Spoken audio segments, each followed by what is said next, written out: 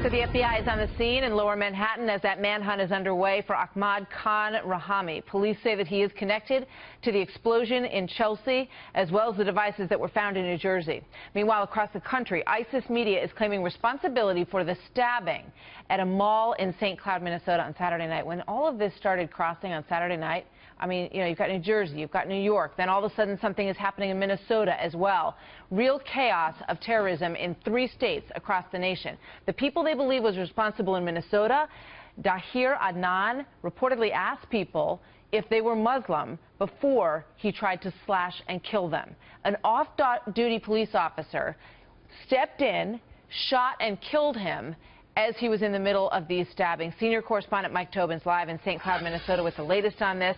Mike, if this were the only thing that had happened this weekend, I mean, it would be everywhere. But it is stunning what unfolded in St. Cloud. Where does this investigation stand right now?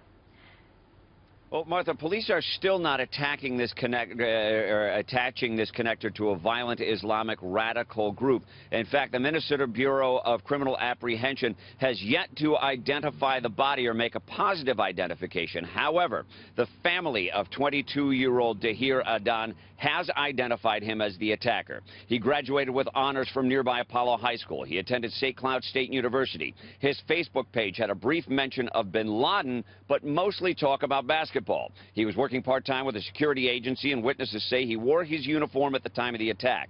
Now, news agencies linked to ISIS claim he was a soldier for the Islamic State and acting on a call for lone wolf attacks. We are currently investigating this as a potential act of terrorism. And I do say potential. There's a lot we don't know. We do not at this point in time know whether the subject was in contact with, had connections with, was inspired by a foreign terrorist organization. Now, the police chief in St. Cloud has warned his officers to be on the alert for reprisal attacks against the Somali or Islamic community in this particular area.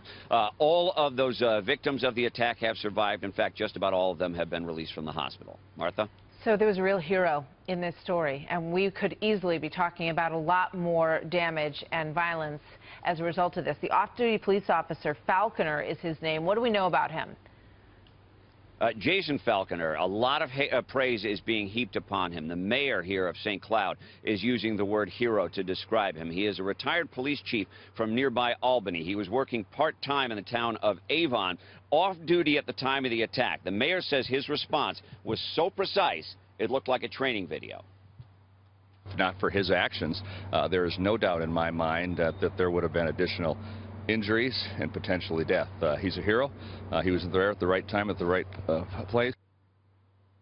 Falconer is thus far avoiding any public comment, but one thing is certain. This sleepy little corner of the world is now forever changed. Martha? That is for sure. Mike, thank you very much.